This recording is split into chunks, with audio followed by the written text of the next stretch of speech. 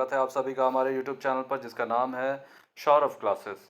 आज मैं BA semester 1 जो एनईपी का हमारा पहला पेपर है, जो एकमात्र ऑनर्स पेपर है MJ1, उससे पाली भाषा और साहित्य विषय लेकर उपस्थित हुआ हूँ। तो चलिए बिना समय गंवाए हम अपने इस विषय को प्रारंभ करते हैं। पाली भाषा और साहित्य प्राचीन भारत की महत्वपूर्ण भाषा व साहित्य थी। दरअसल बौद्ध साहित्य का संपूर्ण पुंज अंशतः पाली में और अंशतः संस्कृत में सुरक्षित है। श्रीलंका, बर्मा और थाईलैंड में बौद्धों की पवित्र भाषा के रूप में पाली में हीनयान संप्रदाय का साहित्य सुरक्षित रहा है और अधिकांश महायान साहित्य संस्कृत में सुरक्षित है। पाली धर्मसूत्रों को त्रिपिटक अर्थात 3 पिटारे कहा जाता है, जिसमें विनय अर्थात अनुशासन के नियम, सूत अर्थात उपदेश और धम्म अर्थात सिद्धांत या नैतिक नियम समाविष्ट हैं।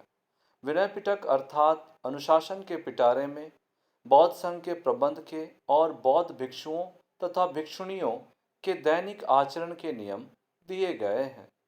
इनमें संघ में सम्मिलित होने के लिए, समय समय पर पापों की स्वीकृति के लिए, वर्षा काल में एक जगह रहने के लिए, आवास, वस्त्रों, चिकित्सकीय उपचारों और मतभेदों की अवस्था में कानूनी कार्याविधियों के लिए नियम दिए गए हैं।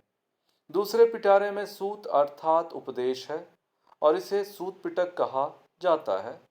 इसमें गद्य एवं पद में बुद्ध के भाषण एवं प्रवचन दिए गए हैं, जिन्हें 5 छोटे संग्रहों में संकलित किया गया है। इन्हें निकाय कहा जाता है।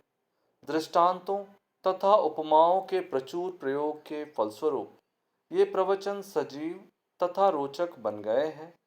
इनसे लोगों के दार्शनिक जीवन पर प्रकाश पड़ता है। दीर्घ निकाय लंबे भाषणों का संग्रह है, जिसमें 34 सूत्र हैं। इनमें से प्रत्येक में बौद्ध सिद्धांत के किसी एक या अधिक प्रश्नों पर विचार किया गया है। अभिधम्म पिटक अर्थात उच्चतर धर्म का पिटारा सूत पिटक की अपेक्षा अधिक विद्वतापूर्ण है। दोनों की विषय सामग्री एक ही है। यह अधिकांशतः एक प्रश्नोत्तर माला की भांति प्रश्नों और उत्तरों के रूप में लिखा गया है, क्योंकि इसकी विषय सामग्री मुख्यतया सूत पिटक से ली गई है, जिसमें अभिधम्म पिटक और विनय पिटक के आरंभ पाए जाते हैं। अतः इसे विनय पिटक में दी गई सूचियों का विस्तार मात्र कहा जा सकता है। इसमें 7 खंड हैं, जिन्हें सतपकरण कहा जाता है। पाली भाषा के धार्मिक साहित्यों के अलावा धार्मिकेतर साहित्यों में मिलिंपा अर्थात बौद्ध दार्शनिक नागसेन के साथ मिलिंद के वार्तालाप भी हैं।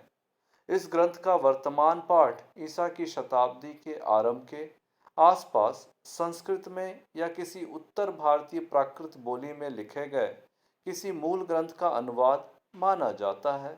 प्रतीत होता है कि वह मूल ग्रंथ तो उत्तर पश्चिम भारत में लिखा गया था, परंतु यह अनुवाद श्रीलंका में हुआ है। इस ग्रंथ में आत्मा की अनित्यता के बौद्ध सिद्धांत का प्रतिपादन किया गया है। इस बौद्ध भिक्षु नागसेन के तर्क इतने जोरदार एवं प्रभावशाली थे कि उनसे प्रभावित होकर इंडो ग्रीक राजाओं ने बौद्ध धर्म स्वीकार कर लिया था। निष्कर्ष में हम देखते हैं, इस प्रकार उपरोक्त अध्ययनों से हम यह स्पष्ट होता है कि बौद्ध साहित्य का एक बड़ा भाग पाली भाषा के साहित्य में रचा गया। दरअसल बौद्ध धर्म आगे चलकर 2 शाखाओं हीनयान एवं महायान में बट गया। हीनयान शाखा ने पाली भाषा को और महायान शाखा ने संस्कृत भाषा को अपने अपने साहित्यों का माध्यम चुना। जहाँ हीनयान में धार्मिक साहित्यों की रचना पाली भाषा में हुई, वहीं धार्मिक केतर साहित्य की रचना में भी पाली साहित्यों का महत्वपूर्ण योगदान देखा जाता है। तो आज के लिए हमारा यह विषय यही समाप्त होता है।